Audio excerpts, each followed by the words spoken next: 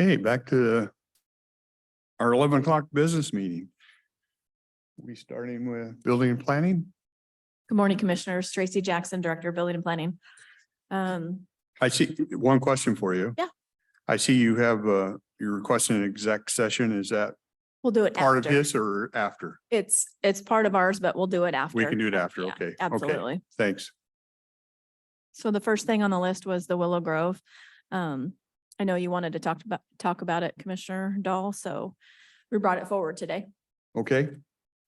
Our office was notified by a Public Works employee that there was work happening outside the in the right of way of the road between the guardrail and the shoreline. And so we Yeah, let's talk about that a little bit. This gentleman was in my office. And of course I get one side of the story, but we can talk about the others. This is what I know from him is in the mid-90s, he was working on a development out there to put in a marina, and that didn't go through, but he went through some various litigation efforts and part of them. And he tells me he can provide me the copies if I need, that he was allowed to put in a driveway or an access road, which he did in the mid-90s. And now he's working on something else. I'm not sure what it is, but he's working on something else, and he's reopening that road that he was permitted to put in back in the mid-90s. And when I looked at the pictures, it's obvious to me that we know there's something there because the guardrail splits, the guardrail doesn't go all the way through. So we know that there's access there. And so he's reactivated whatever he was permitted to put in that access road there. Now, 30 years later, for this new project for people to be in, he closed it off at the time because back in the days, you can imagine people see an empty road, they go down and dump garbage and do all that stuff. And so he's cleaned off the road, put down some new gravel, and he shows pictures of doing that. And now he's being told he can't do that. And he's getting letters saying we're going to fine him $1,000 a day and stuff like that. And so I'm trying to understand this. If this was in the mid-90s, I don't get why it's an issue for him to clean it off and have it. Susan. So I'm going to refer to Susan on the road driveway thing because that's not our department. And the Public Works crew is the one that stopped him. Their safety supervisor stopped him from working, continuing working. The 90s thing, I don't know. I'll have to refer to Susan. So the only issue that Public Works had with it was he didn't have a permit to be working within the right of way. So our letter did not have any fines attached. It was, please come in, apply for a permit so that we can have it on record and make sure that when you're working in the public right of way, if you are backing out into the traveled way, we have appropriate flagging and signage warning people that it's coming. So your issue was him backing out on the Willow Grove Road, not the actual driveway in?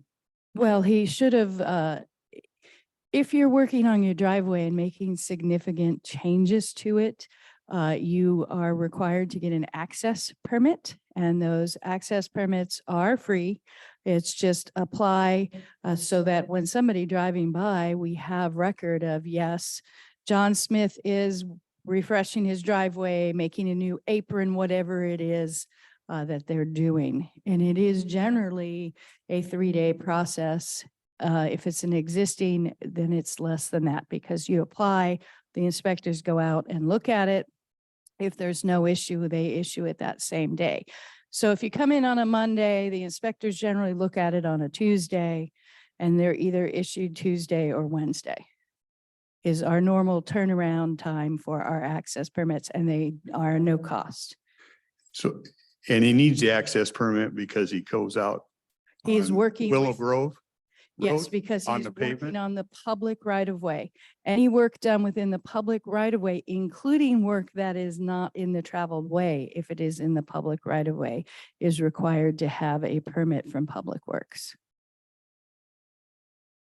So the other issues are not Public Works issues, critical areas, anything of that nature. Just the physical work in the right of way is what we look at. And then we refer owners to building and planning if they have issues such as they're working in the shoreline, or it's potentially a wetland or a geological hazard, anything that applies in the critical areas ordinance, and anything that is a significant grading project outside of the right of way is referred from Public Works to building and planning.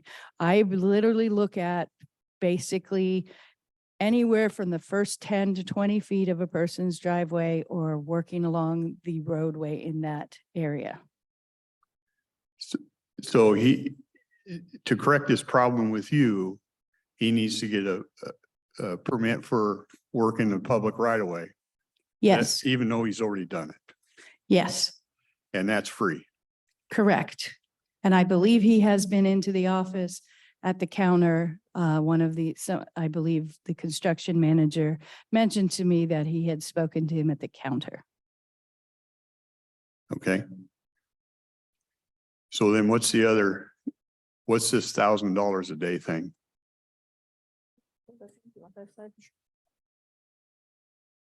That's from our office, and we've been working with the applicant for his ideas of development for that area and what permits he would need to work to get that completed and what he would be up against working within that shoreline, but then So this is just beyond the driveway that was permitted. It's the work down at the end of the driveway, which is closer to the water. Yes. Okay. Has he started? So I'm confused now. You have no issue with the driveway? Him reopening that up? Well, that's not entirely true. So to back up to answer your first question with respect to the $1,000 fine, that's advisory language that we would issue in any similar situation where there's an apparent violation that may or may not be.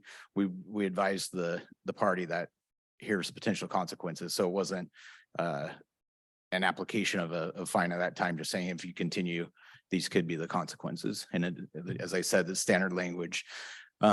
With respect to the work itself, any activity within the shoreline, particularly any additional fill and grade or clearing of the vegetation, may be subject to a shorelines permit and or a critical areas permit.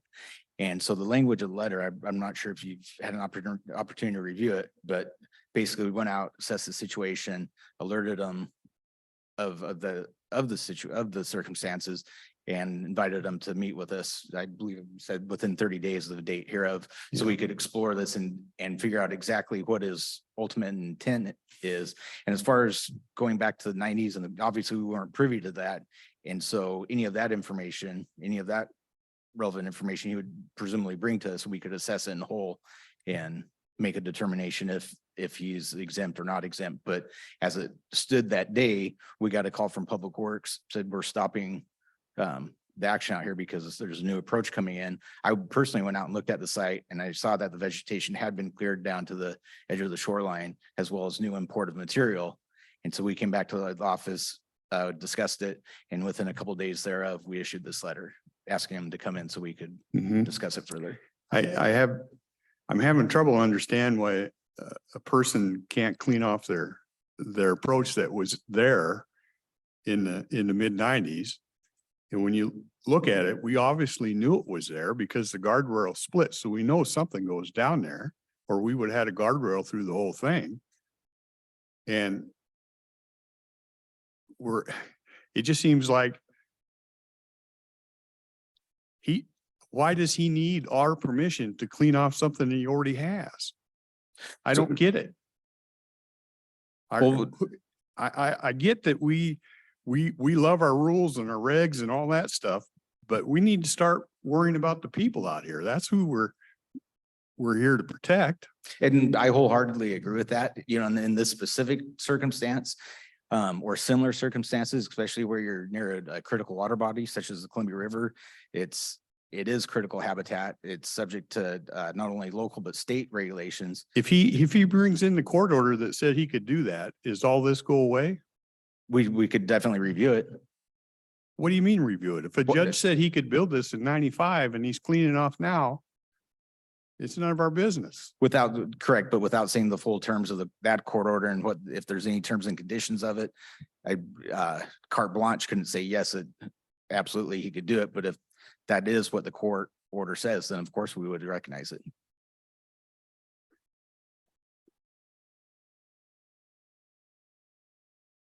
I'll ask him for that and Please have him do. bring it in. And then if he provides that corridor and he gets that temporary permit, then all this nonsense goes away. I would expect so. It's sad to me that it has to come to me. I'm surprised we didn't explore that at your guys' level. Well, Frank, As soon as I saw the picture and saw that it split, I knew something had been approved there and I started asking questions. we actually, I personally did give him that opportunity. He came to our office first and I introduced myself and he declined to meet. He said he was on his way upstairs to meet with you. And so he was afforded that before he did speak with you. Okay. Just a quick clarification, Patrick Carpson, Public Works. The split in the guardrail doesn't mean much. There are at least 4 other splits on the back sluice side that the homeowners asked us to put in at the time we put the guardrail in for future improvements. And we obliged them with that, but there were no previous improvements at those splits. So It when could we- mean that there were improvements and we split it too. It could, yes, 100%, but just having a split in the guardrail doesn't mean that there was improvements there.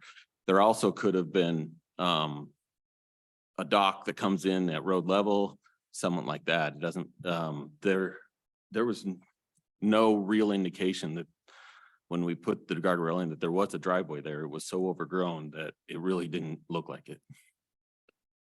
So the first picture in the packet that we have, you don't have, shows what looks like an I-beam lying on its There were- side. That was the private owner's I-beam that he put there. Yeah.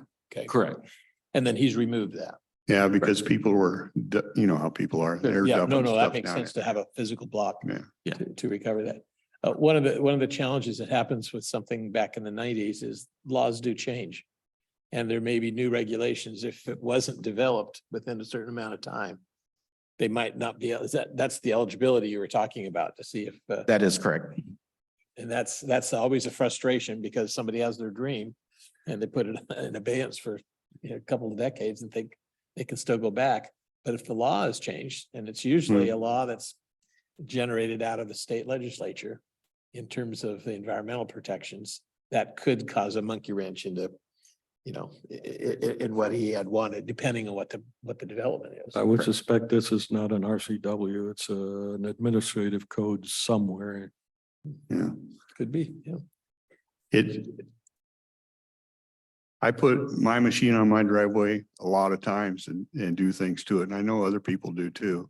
And the fact that we get in this guy's business is trying to open up what he already had. Grates at me, but it sounds like I'll make sure that he comes and gets that free permit and I'll make sure he provides you that documentation and then Yeah. hopefully it'll move along and I won't have him sitting across from me Thank you. this time. I had another issue. Do you want to If- take that up now or not? If I could ask about Yeah. that. So at the moment, is there a non-bureaucratic problem with what the gentleman is trying to do? In other words, is he building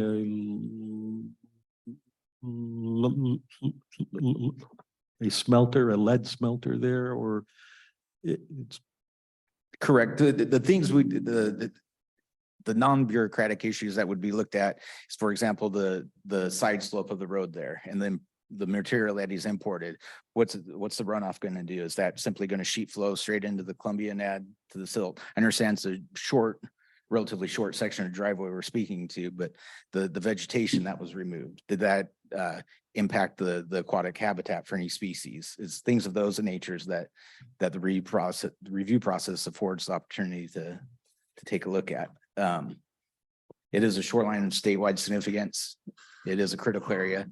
So any work happening there is subject to certain laws. So I just want to be sure, it sounded like you agreed with the chairman that if he provides you the court documentation from 1990s, you would go ahead and issue the permit. That presumably there wouldn't be any permit to issue if he's in compliance with that Didn't court need a order. permit issued because he had it approved back then. He was just cleared it off. Right. I'm His, suspicious. yeah. From what he told me, and I could be wrong, it sounds like he's trying to build a restaurant or something. Is that what I'm hearing?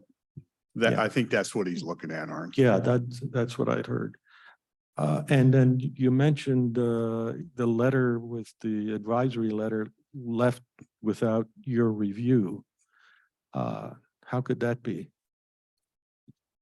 So I had both emailed and mailed a hard copy to the gentleman, to the property owner. And sometime after that, he was in our office and at the front counter, and I was aware he was at the front counter. So I went up and introduced myself and asked him if he'd like to discuss it. And he said, no, he'd be upstairs to discuss it. Let me rephrase my question. Does a letter like this, where it's an advisory says you're going to face these consequences, does that leave your office by anybody's hand, or it's got to be? It should be by either mine or Tracy's hands. Right, okay, all right. And then I've had this discussion with other similar agencies where the public is very, very sensitive to the language. And we are in a business where we have clients out there. Our language may sound good to us, but to them it sounds very threatening, I would recommend you look over that language and try to make that be crystal clear that in the event things don't go well or something like that, you could face this, as opposed to, Certainly, yes. it's just, Yeah. Kind of soften that language, so it's not. quite Yeah. as make it draconian. clear, but very soft. This is, yeah. And I get there could be a disconnect between us because we have two different functions. I view the role of government, our primary role is to protect the rights of the peoples and stay the hell out of their way. And so everything I filters through me is the citizens of the county and how it affects them. The one promise I made when I was campaigning, and I don't do promises lightly, and I don't go back on them, is that I'd be the voice of the people out there because I thought that they lost it. And so we're going to have disconnects once in a while because that's where I come from. And that's the way I view things. And when it looks like we're infringing, then I'll probably speak on it. If I could offer on that also, when I get apprehended and I don't get put in jail without a trial. And it's not up to me to prove I'm innocent. It's up to the government to prove I committed the crime and I'm the guilty individual. We don't do that in this area, and I find that lamentable. We should have the burden of the government to prove that, no, you cannot build this plant here because of these problems, specific. And so I'm agreeing with you. I'm just adding that the metrics, Yeah. we got the shoe on the wrong foot. Well, and the way they bring things down, we've heard this multiple times. And this goes to a whole nother issue that I have is we're mandated statewide how our building and planning codes on, and we don't have to adopt them, but we have to enforce them. So they turn us into the police, and that just irritates me to no end. Well, there's a lot of latitude in there. As Jim Walsh says, what is it? Peaceful non-compliance. Yeah. one thing, brought up that, yes, Mr. Warclaw came in and wanted, and to a pre-application and a staff consult to build a restaurant. But to me, these issues are two separate issues. One, his restaurant proposal is on pilings that he brought in. That would not require necessarily a landing or whatnot, but those permits haven't been in. There's a lot of complications that need to be hammered out with the restaurant in that location, parking, sewer, and a few other things like that. And so those haven't been addressed. It was just during the staff consult, but to me, those issues are two separate issues in my head. We'll work with them to come up with solutions on how to build the restaurant, but Well, the yeah, current I'm not issue- disagreeing here. I think this whole, whatever he wants to do, that's a whole different process. What I'm saying, Yep. it appears to me that he had something existing, he wanted to clear it off, and all of Yep. a sudden we had a heartburn. Okay. Do you want me to cover the other problem? Because while you're sitting there, Sure. okay.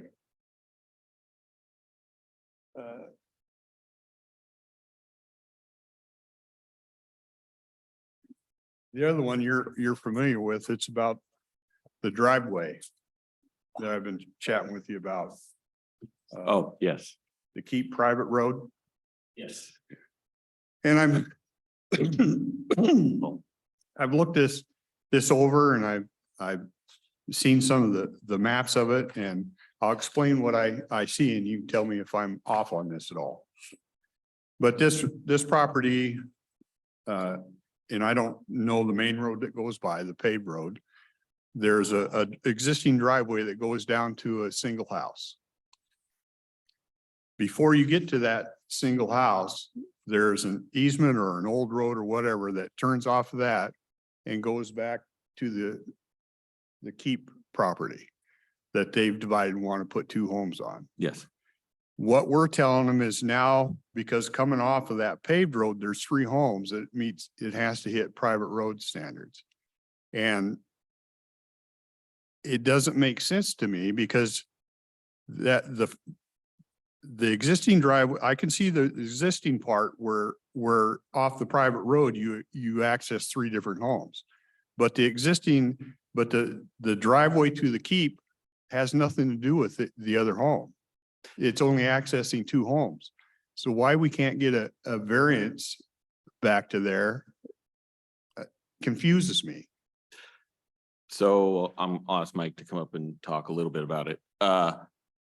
So like, as you said, the private road is required for 3 or more parcels, dwelling units and whatnot. At that existing separation, the split is where the private road would end, which is what they are currently proposing. But what they have stated and is that there is no room for a turnaround in that location. Any road longer than 150 feet requires some sort of turnaround approved by the IFC. They are proposing it further down on the Keep property. Is there a turnaround for that single house right now? Because that's all that current road accesses. 1 or 2 houses does not require a turnaround because Okay, it's a joint driveway. so you got the one coming off the main road that goes down to the single house. Yes. So it's not required, And if they did not split the Keep property, they would not require a private road either. but here's what I'm saying. The road to the Keep property is 2 houses. How do these even, So, you don't have to go down the Keep driveway to get to the existing home. correct. The existing home has nothing to do with this property over here. You don't have to go through that to get to the Keep home. So this driveway to the Keep home to me is is From- just a driveway. From that existing house to the Keep house is a joint driveway because they would be proposing 2 off of it. From the public road to the point where the 3rd house cut off, the existing house, that needs to be a private road, according to our code today. And so, and being a private road, it has to have a turnaround on it. Turnarounds where they're starting to have problems, So it doesn't have a turnaround around it now. but there's only 1 house off of it now. And But the other two houses aren't even going to be close to it. So what do they have to do with that one house? If a fire truck comes down, say the existing house has a fire. And by the way, I looked up fires for the past year. We just had a garage fire. In April, we had a house fire that was started by an RV. And then I think there was one more. So we're talking 3 house fires over a year. The odds of this is pretty low. And we make people jump through all these hoops in the name of safety, which should be their call, not our call. So I just don't see how that the existing house has nothing to do with the others. You don't access that existing house through these other people's property.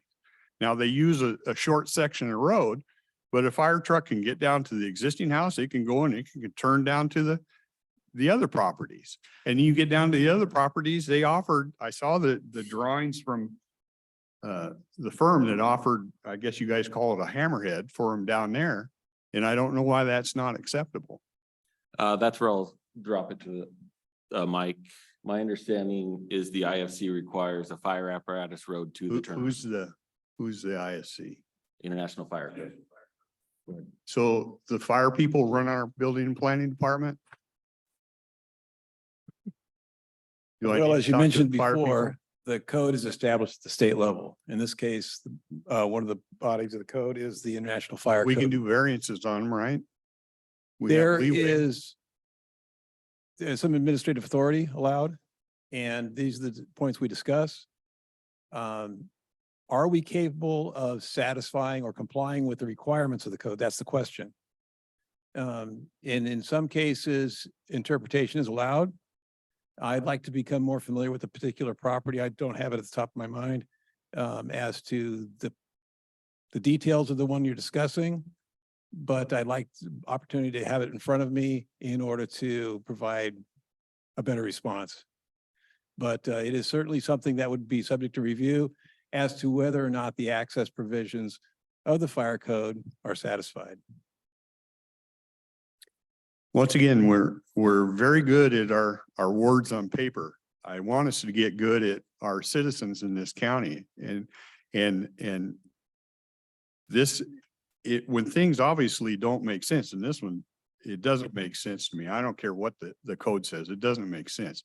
I've had a semi truck and logging trucks up to my place, and I can tell you, my driveway isn't 20 feet wide. It's just from overgrowth, trying to keep that all back and just the way cars travel. So to tell me the fire code tell me a fire truck can't get down there, it's not true. It's simply not true. And I think we put people through these hoops that are unnecessary. So I sent out the first thing on this in the mid part of May or earlier than that. And I still haven't got a satisfactory answer. So now I'm bringing it to a public forum to kind of force, and I apologize for that, try and force the issue a little bit here. But I need somebody to take a good look at this and see why we can't accommodate these folks. It'd be a short play, it's a 2-lot short one. Oh. I don't have it in front of me. I can't remember. Oh, You have it reference, this may be your case number or whatever, 22126 Keep Private Road. Little points to public road.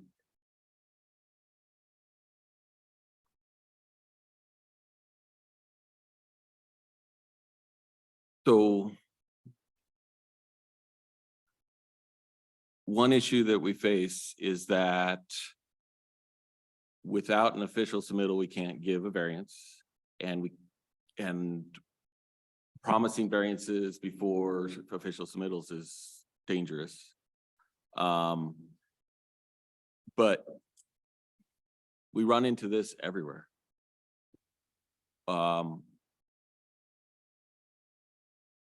We tried to offer a solution with a Y. It would require a little more easement, but Taking of other people's property. So my question is, where does the line get drawn? If What- you're adding a lot, I mean, we get 2 lot short plats. That's probably over half of our short plats, and that's probably over half of our private roads. New private roads and we're working to help solve that. But at this point, that all I can give is the code unless a specific variance is requested through the variance. I guess variance isn't the word we want. Modification. But help. So Commissioner, as Patrick was saying, it's exactly right. It's what is that threshold? Is it 3 lots? Is it 4 lots, 5 lots, what have you for those private road standards to apply? And at what point? And that's a very key part of the conversation we're having with Public Works now, as well as what we're going to be introducing both the BPAC and Planning Commission, where we're looking at the private road revisions in whole. So there's going to be lots of opportunity for additional comment by both the board as well as the public and both departments. With this specific example, I'll take a look at the short plat myself and see what I can figure out from it. And I don't think they've submitted yet. okay, so They've come forward with a drawing of a private road. Well, it looks like Zachary Workla from RB Engineering gave some Mhm. options on this, He gave one option, and if we went by what the IFC said. but it would require a variance down to 14 feet down to their property instead of the 20. Yes, and there would be some, and I have to look. There'd be some requirements on visibility and stuff like that to see if you can go from the 20-foot section to the turnaround. But it was with what the 60-foot easement tells me is they were planning a private road through there at some point. Otherwise, you don't provide a 60-foot easement for access. But for a single, I don't have an answer. I tried to offer us option, and yes, it does take up a little bit of the existing house's driveway. Yeah. Here's the goofy thing. If you went up the paved road and you got permission to put a driveway into this property from the paved road, it's only 2 houses. You wouldn't be required to do any of this nonsense. And we talked to them So, about that ahead. so we'd be willing to put another access point on a paved road, which is crazy in my view, instead of using something that is existing, but now there's 3. So now you got to go through all this. I'm going, how does this make sense? And I keep hearing, well, we got to follow law. We got to follow law. The laws, they don't always make sense, and we have to have some leeway to make some common sense out of this stuff. We have to have some leeway, and we have to have some bravery to do that. And I guess that's my job, I suppose, for the people here, but we have to have a better solution to this. This is just, I'd much rather utilize an existing driveway than to build another access onto a road that you have to deal with traffic. I refer to Lexington all the time. They have a gazillion access points onto the highway there, and it's just, it seems goofy. I mean, does this make any sense to you at all? Well, what comes to my mind if we don't look ahead or around here for downstream is Young Road. I mean, we have a very narrow section of public road that Yeah, we I get can't it. widen. When you start looking at stuff like this, that eventually you end up with something like Young Road in 10 to 20 years. You could. Well, that's a different animal. We've allowed all kinds of development up on top of Young Road, and because it's not a housing development, the way I understand it, because he was selling it as plats or lots, As a short plat like this is. that he didn't have to improve the road down below. So you got that narrow little corner. And I know Susan has some ideas on maybe helping that out. But it's a different, you're talking, you get up on top of Young Road, what is up there. There's 30, 40, 50 homes. I mean, we're talking a different scenario. We're talking 2 homes here on a single driveway. I would agree, but from that standpoint, those were only 4 homes. Every one of those was only 4 homes. I mean, that's the argument you get. I've seen a lot of people subdivide into 2 and then subdivide into 2 and subdivide into 2, and suddenly at the end of this driveway, you have 8 lots.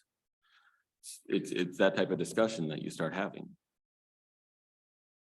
We're getting, in my mind, we're getting little apples and oranges here. You're talking about plotting issues versus, I'm just talking about access to their property and way it exists now. And it seems a little onerous, or it seems real onerous.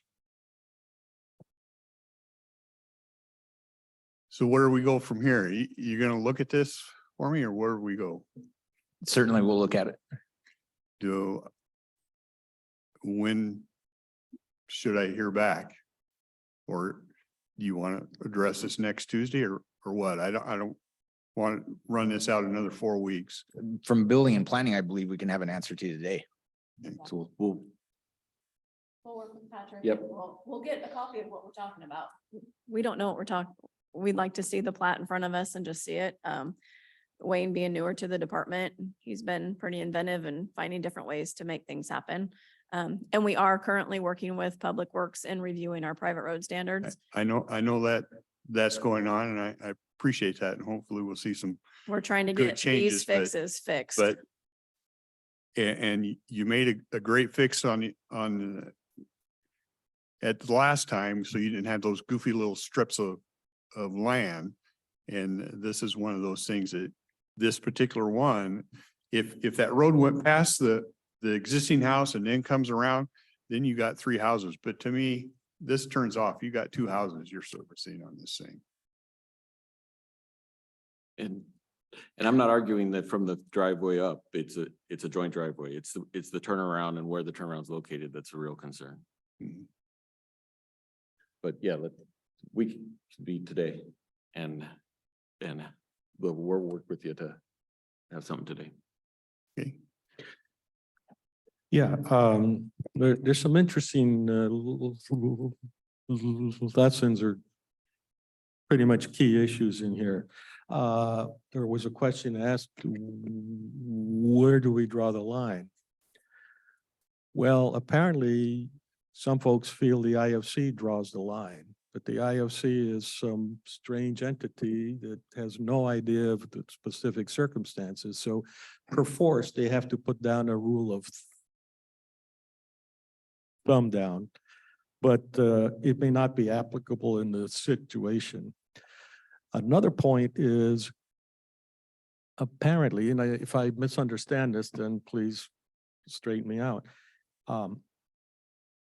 Someone decided to give a negative response before actually going out and checking it out and reviewing the circumstances. That's what we're going to do now.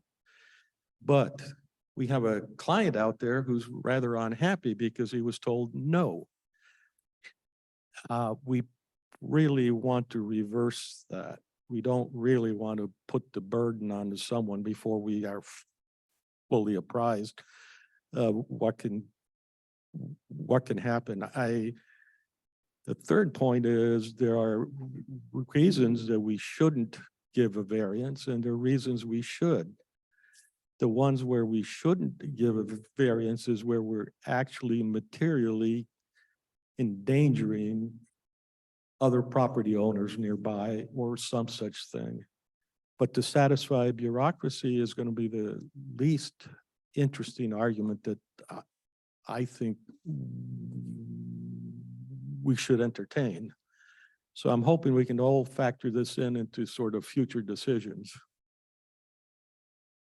That's in keeping with what you have in Mhm. mind, I think. Okay. Appreciate your indulgence of my impatience here today. And what else we got, Tracy? I could add one thing. I've heard nothing but good good compliments about the change in attitude in building and planning. It's as much more along of a can do than a can't do attitude, and I certainly appreciate that. I appreciate that. Thank you. We're trying. Yeah. The next item is, I'm just giving, the board a heads up, the MOU with the, actually it's the memorandum of agreement, I believe it's called now, is going to the key stakeholders this week. We'll be reaching out to them, is also sending them copies. I'm going to leave the board. It's a public document now. Our work with the City of Woodland and our attorneys in this. So, I'll leave you with a draft copy, but I wanted you to know that we were reaching out to the stakeholders today. that This are is to come listed. up with an understanding of how we approach development in The a portion of the of Woodland. Woodland Bottoms. Bottoms, yes. So Okay. it's a joint effort with the City of Woodland.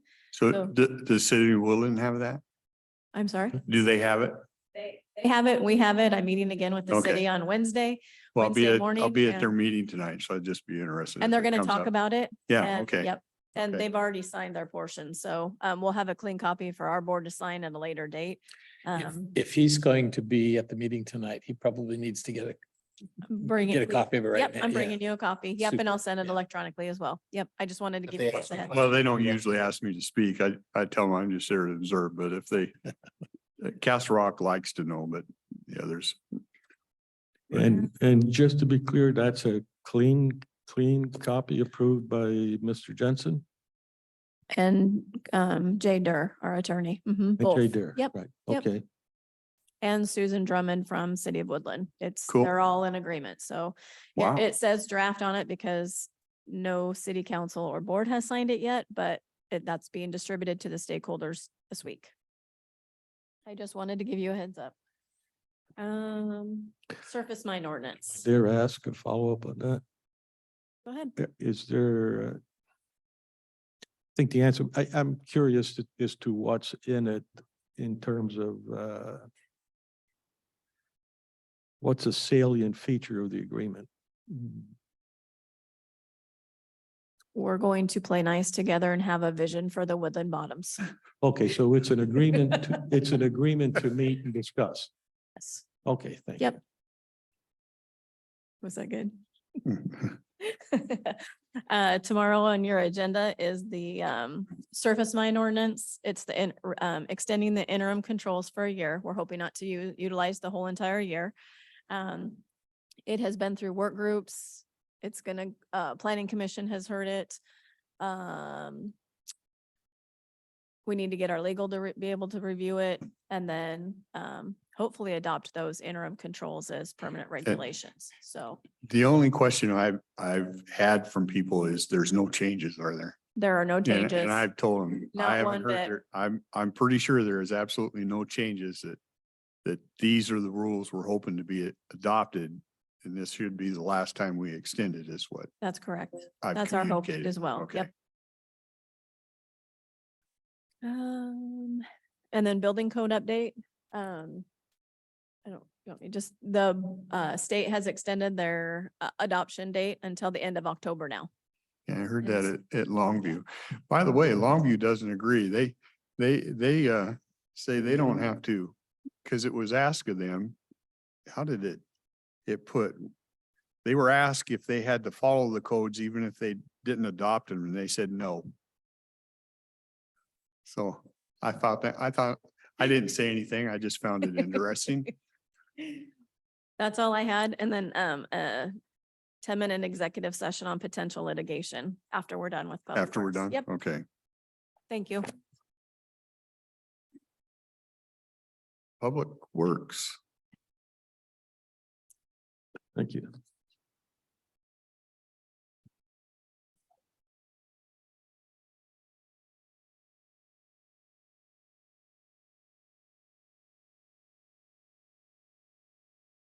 Good morning again, Commissioners. Susan Eugenius, County Engineer. So the first item on our agenda is to see if there's any questions about our items for tomorrow's board meeting. The first one is Abernathy Creek Bridge. We had this before you a few weeks ago where we executed the agreement with WashDOT for the payment and the grant agreement. This is updating our county road project information to reflect the actual cost of the current cost estimate and to go ahead and call for the bid for that painter. So that is on the consent agenda. Any questions on that item? I don't think so. So then the next item is an amendment to the consultant's contract for the Shadow Mountain Water System.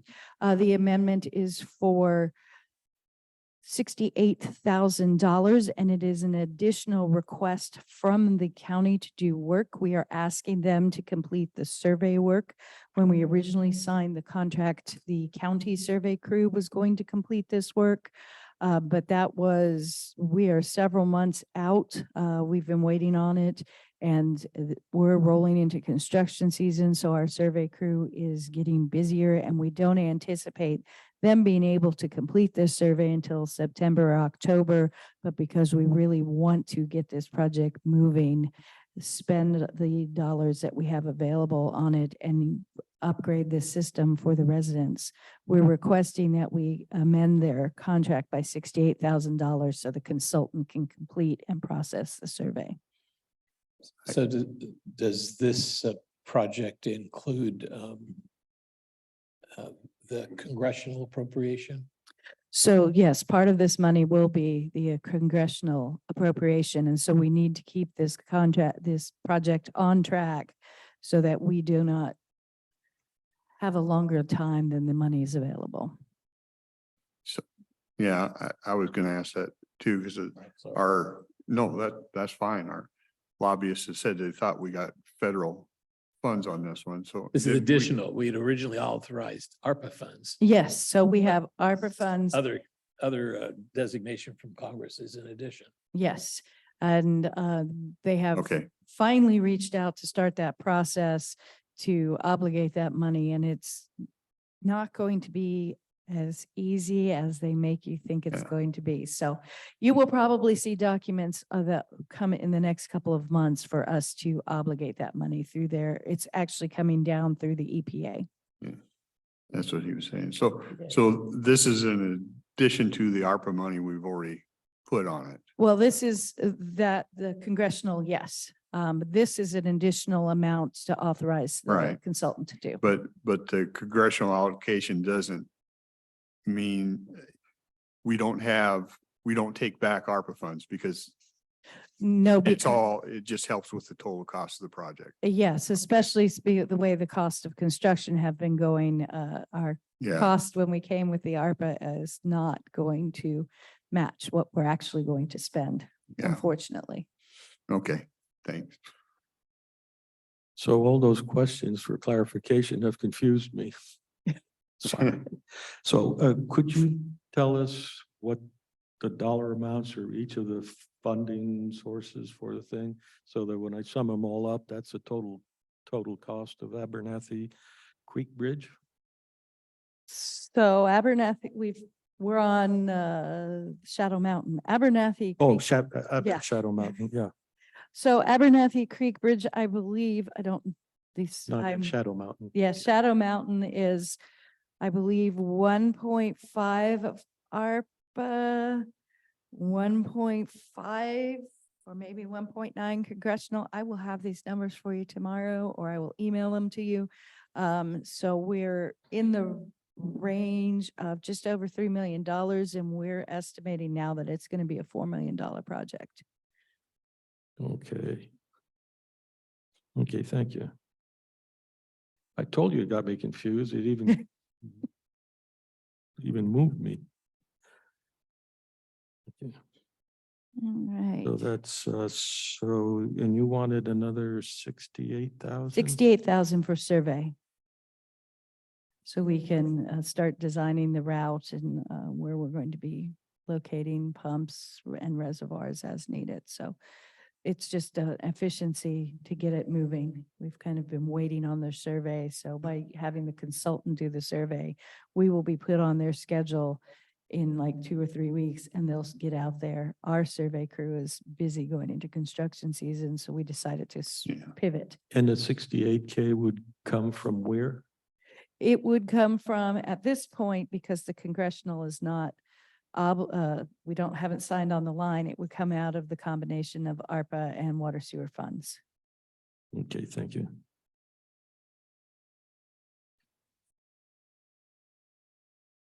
Makes sense to keep it moving forward. So the next is the striping contract award. So we had two bidders, and the low bidder is Specialized Pavement Marking for $1,057,407.25, which is approximately $100,000 below the next bidder. So they're fairly close on a large project. They are above the engineer's estimate. The county's portion of this is just about $884,000. And that covers 416 centerline miles and 570 miles of fog line. So we're just asking for the award. So is this, did I hear, is this less than last year or more? This is more than last Yeah, year. because I hate to always refer to these council meetings, but City of Castle Rock was putting off because of, Kalama, I think, was putting off because of the cost of paint. We're seeing that. Cost Yes. of paint has gotten so crazy It has. that they're hoping to live longer on something. Yeah. Yes, and unfortunately, there's a new MUTCD, which is the Manual of Uniform Traffic Control Devices, added last year a requirement for reflectivity of paint, centerline paint, to be at a certain level on all of your arterials and collectors. So we're going to have to start looking at that and the frequency of our painting and how we're going to address these continued raised costs. And are we going to back off and only stripe our main roads every year and do our local access less frequently? So that we're going to be looking at that for next year's striping. Yeah. Well, I'm hearing that the city is already looking at that issue because of the cost of paint. Just for interest, is the paint that we will use in this program the same as the paint we used last program Yes, and the program before that? yes. Okay. So there are other paints that different jurisdictions uses. Some of the issues become dry, how long it takes to dry. Some of the pavement, and you don't see it or feel it when you're driving across it, but it's actually slightly raised. So in an area where so this paint would last longer in Texas where they don't have to plow than it lasts in areas where you have to plow. And so that is one of the things we're going to do, is review the type of paints we're using, because the longevity of the paint varies depending on the type of paint you use. And the cost also. You know how we hide the reflectors below the level of the surface? Mhm. Do we ever do that on the striping? So I have not. Certainly not the edge, because I ride a bicycle and that would be really tough on us. Well, that is something that we could look into when we're looking at our different paints and what we can do. I know it used to be in this area much more common to do the raised ones, but then when you plow, the raised ones, they all just pop off. So. Oh, yeah. And I take back what I said, because if you have a hollow there and you paint the hollow, soon it'll be covered with mud and you have no line. Mhm. So that was dumb. My apologies.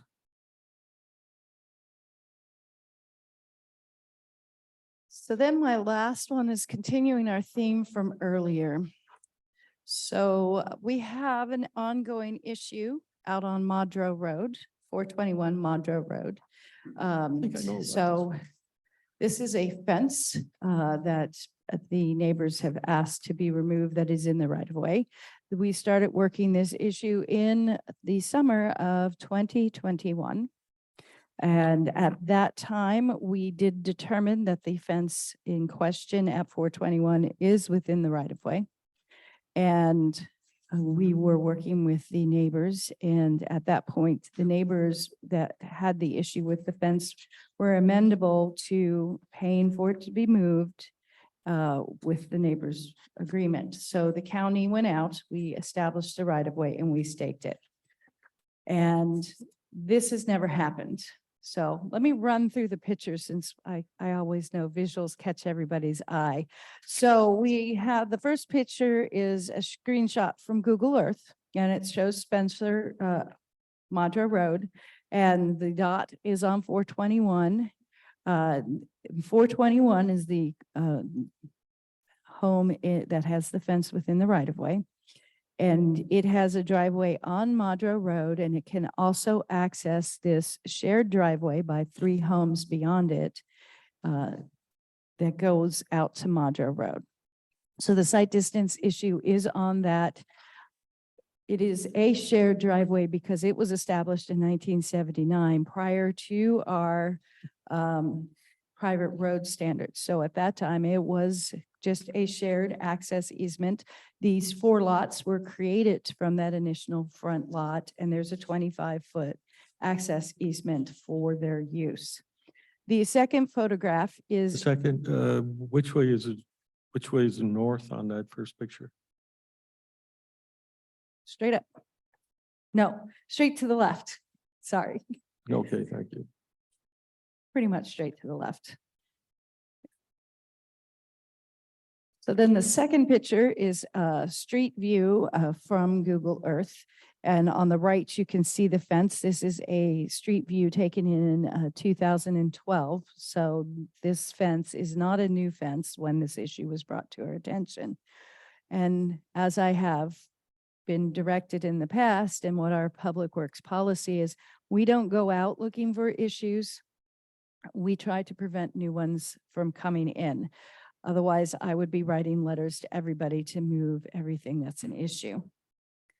The third picture is a more recent picture that was taken by, I believe, our survey crew in 2021.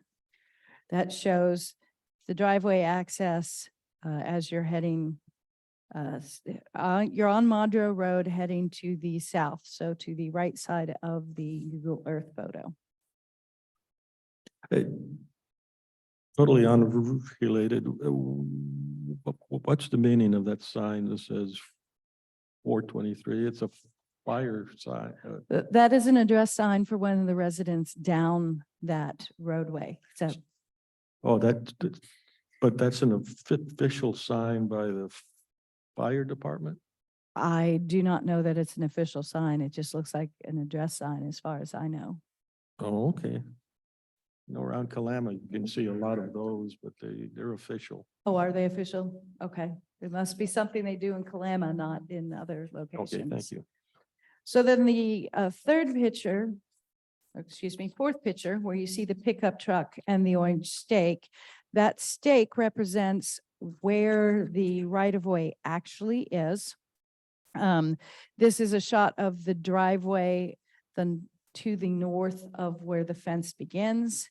And the following picture is looking along the driveway access, and you see the 2 stakes along there, which is the right of way. So it's the opposite side of the fence. The last 2 pictures, the first one is our road supervisor sitting in his truck coming out of that driveway. And the next picture is walking down to the north end of the fence looking back, and that is where his truck is sitting when that picture was taken. So those are the photographs that we have. So I'll go back to the history so that we started addressing this in 2021. And at that point, the 2 neighbors in question who reached out to us about this issue were willing to work with the neighbor who owns 421 to help them move the fence. So in 2021, that's when we established the right of way. And they asked that we staked it so they knew where to relocate the fence, which we did. But the fence relocation, the owners of the property of the fence did not at that time want to accept money for someone else to do the work. So that is where it was left. And then in 2022, so the fall of 2022, it was back in our office saying, hey, this never happened. The neighbors aren't doing it. Public Works, you need to make it happen. So it's just a visibility issue. It's a sight distance issue, yes. Right, and the fence we would move would be the one alongside the mailbox in the last picture. Yes. So we brought this to you in October of last year. We had an executive session with this discussion and we were working with risk. And that is where we stand today. And then yesterday, you all received the letters bringing this back to our attention. Well, city council on Thursday just addressed fencing ordinances in their city, and they talked about within, you can be 6 feet in the back, but when you hit the right of way, it has to be down to 3 feet of a solid fence. If you want, you could go up to, I think they settled on 5 feet if above that, if you could chain link or something you could see Mhm. through just for the side issues. And they kept talking about this, something they use at stop signs, a triangle, a sight Yes, triangle. and that was thing. one of the things we offered. Okay, so if in the right of way, this guy cut this down to 3 feet all the way around, is that an acceptable solution for him? I would accept that solution if it's, Because I get the side issues. I mean, you can look at it and you can understand that. And if he's amenable to maybe not redigging new posts, you just want to cut that down to 3 feet. If we're good with that, I'm just saying maybe that's an option. and that could be an option. I forgot to mention on the third photograph, you can see someone standing on the private road. You can see the head over Yeah. the fence, which was the reason I put that in there. So this is not a full 6-foot fence. This must be about 5 feet, 4.5. And they also did that in the front for if there was any police action that officers had view type thing was another reason they wanted to keep it down in the city.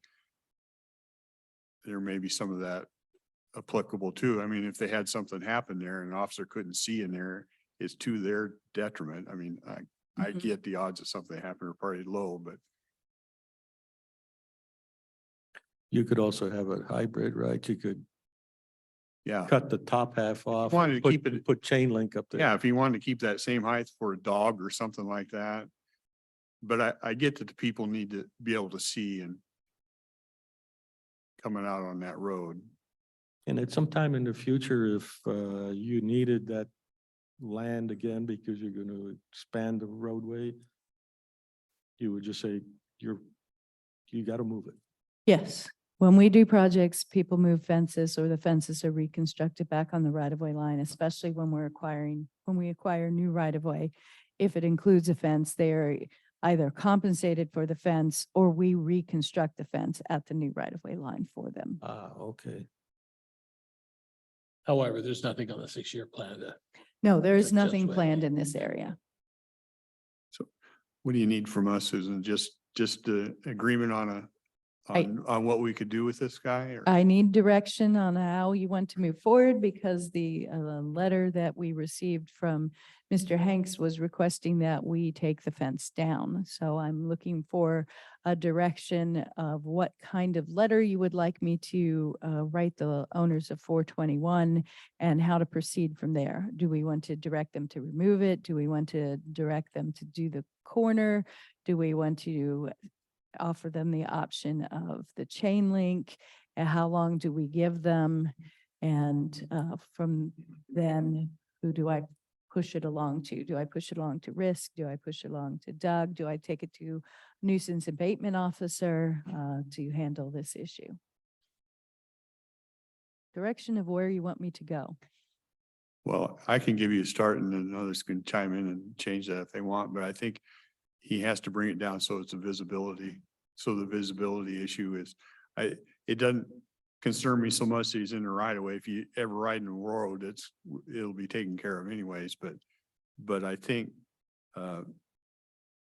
It's a safety issue. the safety issue and listening to Kalama's argument in city that made some sense that, yeah, you can have a fence, but you got to be able to see too. And so if from the right of way forward, if he brings that down to, I just throw out 3 feet because that's what they're using, but Yeah, I would add on to that, a time limit and Yeah. just say, if you don't do it, we'll do it for you. and But we'll pay yeah, you. you have the opportunity to do this, otherwise we'll do it for you.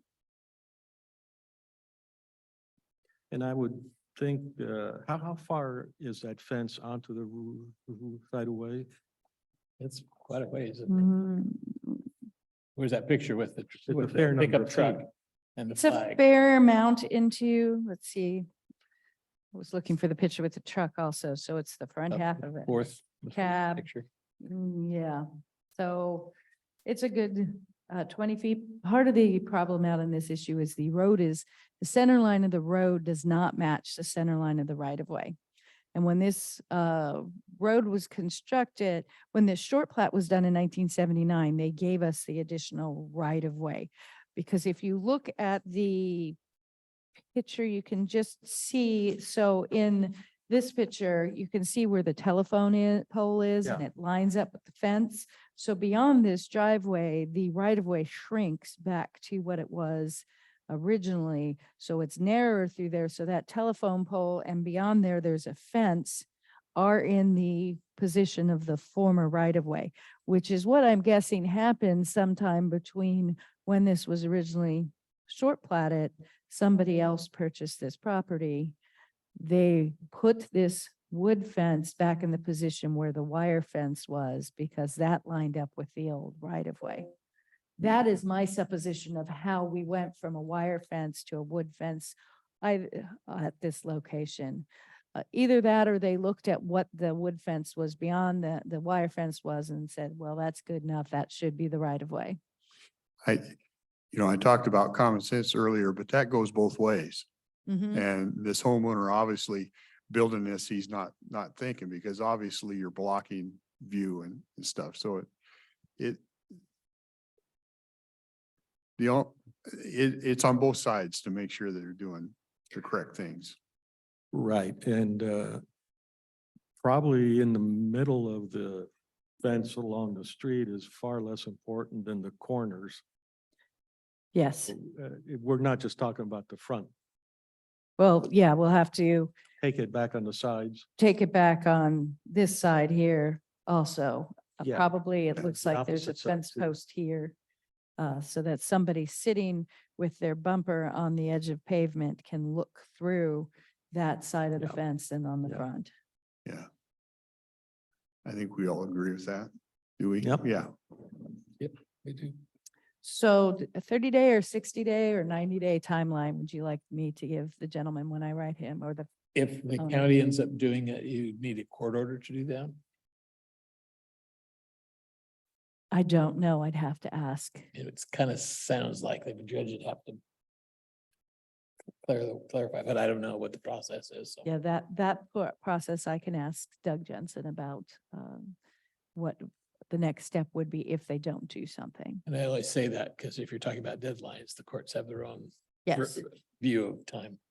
Well, and it could be, we give them a deadline of such and such date, or we will start proceedings to have it removed ourselves. Yeah. Yeah, and so I'd probably opt for 90 days. And but once you start proceedings, I don't want them to push us to spend all kinds of effort and then at the end say, well, okay. I mean, that would be abusive of them. So I don't know if there's anything we can do about that, but Sounds like you first came on this in 1920 or 2021. Yes. Yeah, so we're already 2 years. It's time to put a time limit on it. I mean, I'd have it done in 15 minutes. I'd bring a saw out and you'd be done. But, but I would go, I'm okay with the 90 days if you want to do that, but I would agree, once we start the process, let's don't stop at this time. All right, I will proceed. Thank you, gentlemen.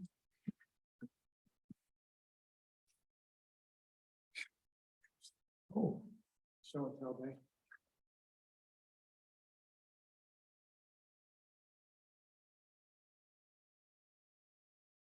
you folks have your own drones?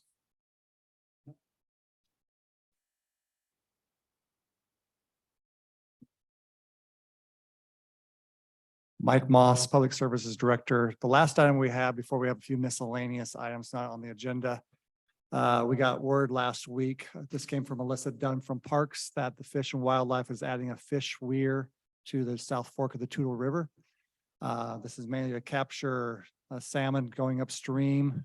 They have the two reasons why. You see, reduce the number of hatchery origin Chinook salmon on the spawning grounds, and also improve the accuracy of getting counts of what's going up the river. So this is going near Harry Gardner Park. And that's the main reason I want to bring it to your attention today, because you may have some citizens saying, what's this big sheet looking thing in the river? And it is the weir. It's going to go in the month of August and come out in October. So it'll be fairly upstream from Harry Gardner Park. And it's not something we're doing. No, it's not. Zero. Patrick has something to add. If you're not familiar with this, they do this on the Clamor River just south, just downstream of the Madro Bridge between Haydu and Rainbow Park type issue. During the same months, you can see it from Clamor River Road. So this is normal operations for them. Yeah. Okay. If I'm at Haydu Park, do I look upstream or downstream? You can actually walk to the, it's just to the east of Haydu's northeast corner. of Okay, the so basin. upstream. Yeah. But it's only there a few months of the year. Correct. August and October. It sounds like you still fish with them 200 feet upstream or downstream from it. You're just giving us a heads up. Yeah, just a heads up. Yeah. Since it's so visible to Harry Gardner Park. You think I'll remember this in August? And if you hook one with a tag, You win a prize. No, price you don't want. That's illegal. Huh? So we have Patrick also give an update on WATV and Harry Cougar area. So as you're aware, the citizens out in Cougar came forward and asked BOCC to direct Public Works to do some work. We have been working with the Public Attorney's Office with Doug to help resolve the issue. To help speed stuff along, I have set up a meeting between Doug and Steve Madsen, he's a lawyer that is part of the group. He's not their lawyer, but he'll understand when Doug talks to him. Hopefully we can help get some resolution this week when they meet. I'm gonna sit there and listen to two lawyers talk and probably not understand hardly anything, so. Yeah. We, You drew the short straw, didn't you? Yeah. we've got a fair number of people on the line. Maybe you could just give a quick picture of what the issue is. So WATVs on county-owned roads are allowed everywhere as long as they meet the proper standards. On state-owned highways within the county jurisdiction under 35 miles an hour, they're allowed just about everywhere except Lexington, and I think that's the only place that they're not allowed due to the amount of traffic there. They are allowed in Cougar, and so CATS, the Cougar ATV Transportation Group, they're a group that does WATVs, and they would like to go from DNR land around Merrill Lake over to the Forest Service land east of Cowlitz County. And the WashDOT highway from Cougar to the county line is too fast, and WashDOT has determined that WATVs are not allowed on it. They have a different opinion on who has authority to allow WATVs or to change the speed limit on that. And so they've been asking the BOCC to intervene and help make that happen. Doug does not agree with that, and so that's the discussion that they will be having with the lawyer stuff. So that's why they wanted the speed change, because I think it's 35. Correct. Yeah, this max that can be, yeah. Yes. Yeah. The BOCC was kind enough to give us some money to do a speed study in conjunction with or independent of WashDOT. And we came up with the same results that WashDOT did, and that it would be a danger to Yeah. lower that speed limit in that And they location. don't have any back roads connect, they have to use that that section of highway? Yeah, the lake really cuts you off on the south side, and I'm not sure what's on the north, but pretty much that Yeah. is your corridor through there. Gotcha. yes. And that's a distance of under a mile, isn't it? Or Right around a mile, yes. Yeah. So, Gotcha, okay. so we're gonna so we're encouraging 2 lawyers to talk and see what comes of it, and then we'll go from there. Boy, the club might be better off trying to work with landowners and just developing a little trail in the back or something to connect those two. One of my thoughts You is know, BPA power line goes through there, and maybe there's Yeah. an opportunity to utilize their maintenance road as an ATV And- trail, but I'm not sure on that. yeah, And this is also an example of a citizen established organization that for years had been pushed for authorizing the use of these vehicles on county roads and other situations. So just a good example of the people can get together and get stuff done. I'm not saying it's easy, but it can be done. No, and I'll be honest that when it was passed for the county, I was against it. I thought we'd have some safety concerns and we'd have some fatalities by now, but that has not surfaced on our county roads. So it was a good change and. it I shows remember us that. Yeah. yeah, So, appreciate the update. I know where I have my little house in Idaho, if you don't have one to go grocery shopping and stuff is, you're kind of like from the poor neighborhood. Yeah.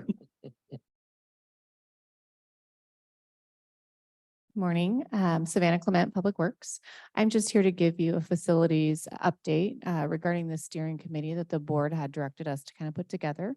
So just to recap for the board and the public, we met about a month ago with departments who who wanted to discuss facility needs and space needs at their locations.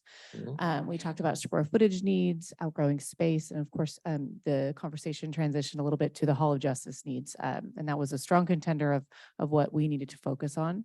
So I did reach out to those who attended. I have a steering committee volunteer list. And so I guess what I'm asking from the board is direction on how you would like us to proceed with the steering committee. I think originally a lot of the folks who are interested are really interested in the Hall of Justice component of whether or not we continue to fix, repair, maintain that building to stay in it for good, or if we would like to explore other options within the community and what those options are. So I'm just kind of here to get a little bit more direction from the board and then ask if there would be a board member interested in being a part of the steering committee, or if you would like us to meet and just give reports back.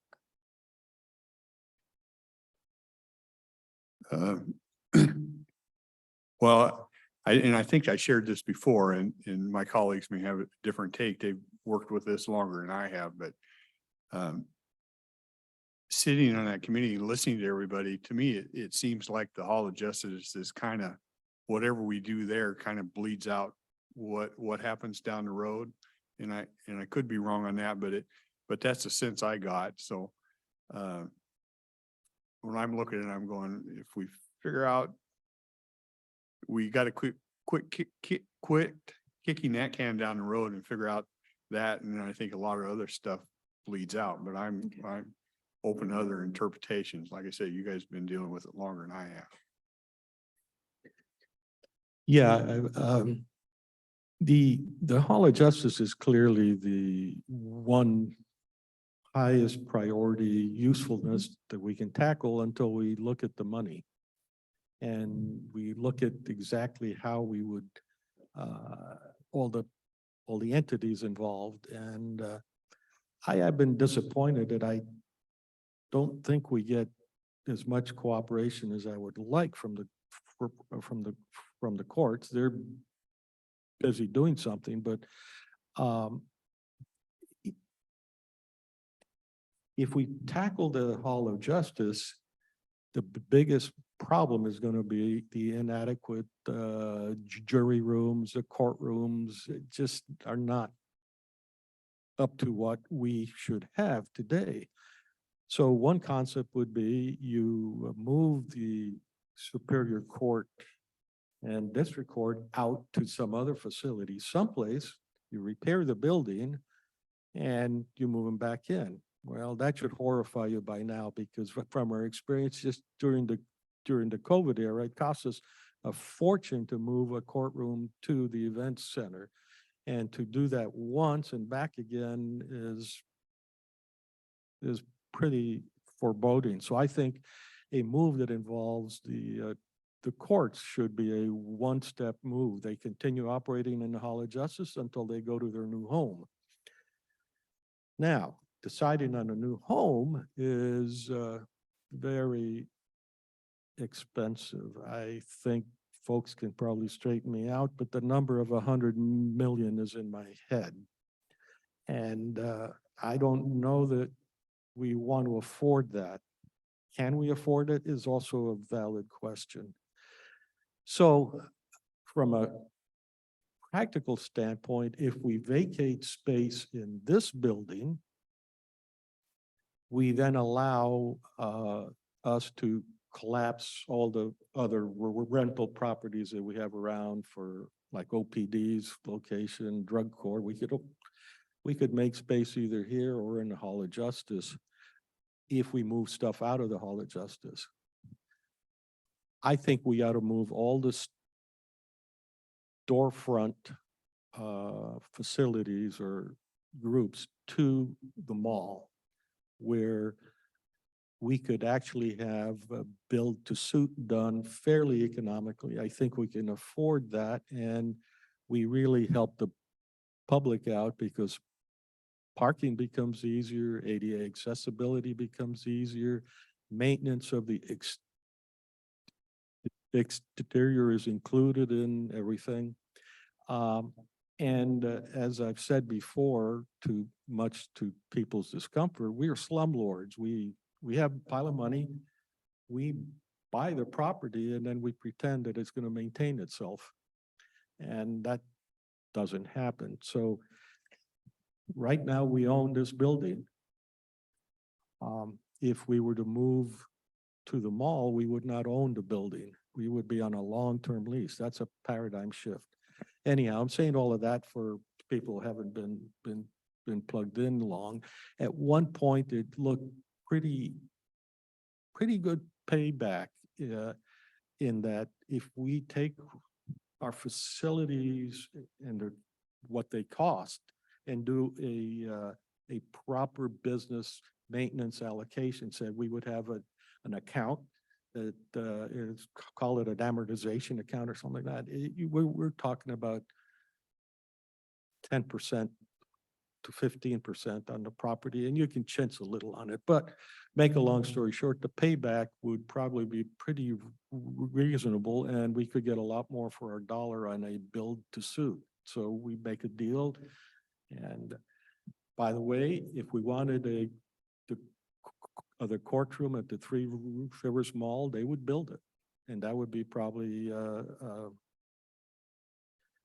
that's a possibility, but at the moment, I don't think we can touch the courtrooms until the Superior Court finally comes back to us and says, these are our real requirements. And there's several ways of doing that, but they've always wanted to pay $70 or $1,000 or more for a consultant to tell them what it is they need. And I'm like, if you don't know what you need, I don't know why I would pay a consultant to tell you what you actually need. In particular, your courtrooms all around the state, all around the nation, and you can just go find one that you like and ask them for the blueprints. So Arne, I did have a question. I know that you've been working on the mall situation for a long time. You used a phrase storefront offices. Which offices are you talking about that we would move I there? have to be a little careful here because I haven't chatted fully with everyone Okay. currently. Okay. But it would be the treasurer, the assessor, the auditor, and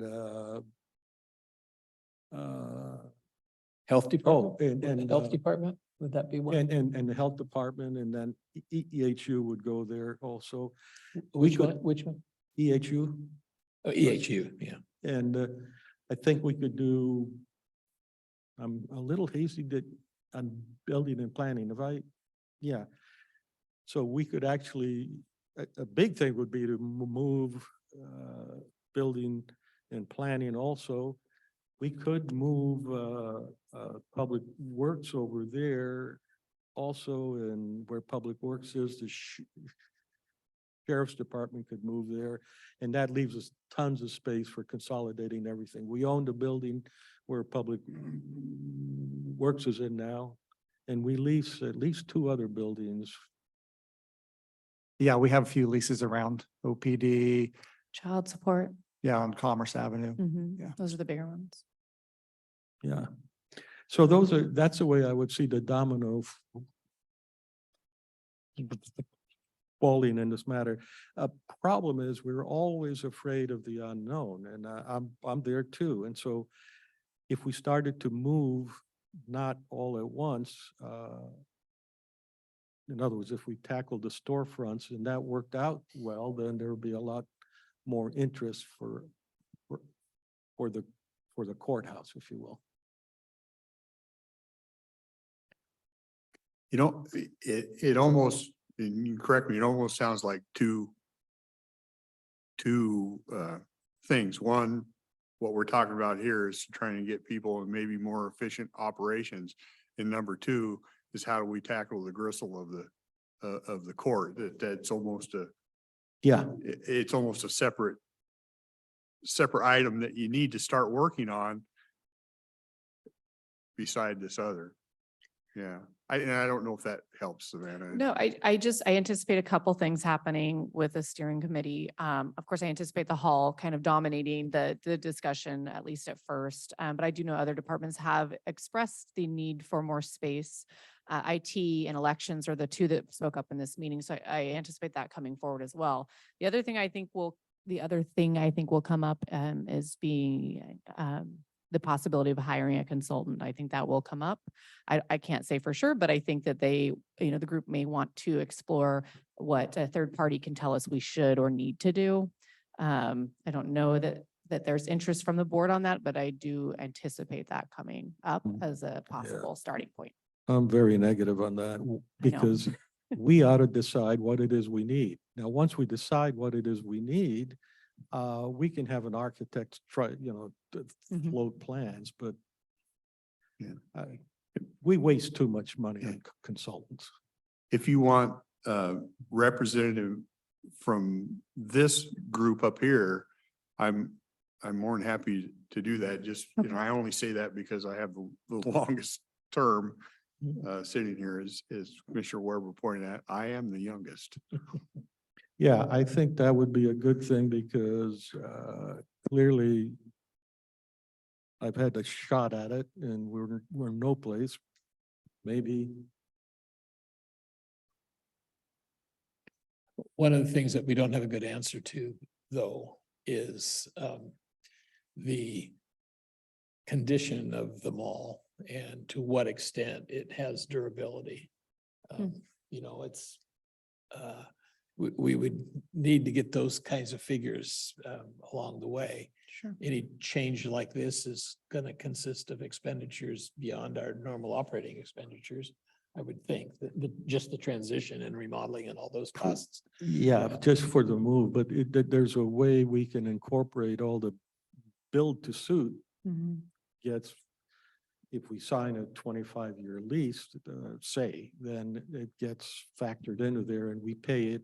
It's like having a bond, but at a very good rate, it seems. And there was something else important based on what you said. And just the condition of the mall that's been empty oh, for yeah, so long. yeah. What happens is, and I use this as an example, and probably people are tired of hearing it, but if I'm a businessman out of Omaha, Nebraska, and I decide I'm going to expand and I think Longview area, oh, look at that. They've got a seaport, they've got an airport, and they've got trains. Oh, I could really use that. So he gets on a plane, goes to Portland, drives up and said, oh, let me stop in at the mall and see what's going on. You stop in at the mall and gets back in his car, goes back to the airport and flies home and says, no, there's something there. It's totally dead. The wrong mall. Yeah, Has the to be in mall. the triangle. Yeah, if we move, if we were to move our stuff there, then that would revitalize that. And it benefits the owners of the mall, of course, but it benefits all of us. And for employees, there's an exercise, there's what is a Planet Fitness. Fitness is Mhm. there. And we spend so much time at work. I worry, I worry. I think about family convenience, how about if your lunchtime, you can go work out, or you can meet your spouse who goes up there because there'll be newer eateries, and then there's a theater. Why don't I meet you here at 5 o'clock and we'll take in an afternoon matinee kind of thing. Well, I mean, we've done some back end research. Sean Rowe's been working pretty hard on researching properties in the area that are within the county seat, which is another hurdle. Finding a large enough property that's within Kelso city limits, has been challenging, and the mall is one of the largest pieces of developed property. The other location we've looked at is the Longview or Kelso, I guess, Y intersection, where they had previously maybe planned on putting a Costco or something of that sort, which is right along the freeway. That is currently under contract that we found. So we're limited on our locations as far as just building a new building or a new justice center. It'll be a challenge. So the mall property alone, has kind of stood out as being a really great property location with the space. So there's no denying that. And they will accommodate us building a courthouse there at some point in time. One of the other issues that we have mulled over and talked about is a better use of the facility at the youth center, the juvenile Yes. center. Mhm. And that, of course, requires some changing of offices as well. And Right. The retrofit there would be very similar to the, I always say fourth floor, but the third floor of the hall, because of the concrete structures, and, it can be very costly, but we did also look into that and what could be possible there. So there are possibilities. We would just, but I think one of the things that we had talked about was a location for the severely ill yes. jail inmates. And Oh, that okay. need to be separated away from the general population Okay. without taking up so many of the jail cells. I see. Yeah, that wasn't That was necessarily the part of it. aspect that we Yeah, explored from the facilities perspective, but. Yeah, I think that's just another thought.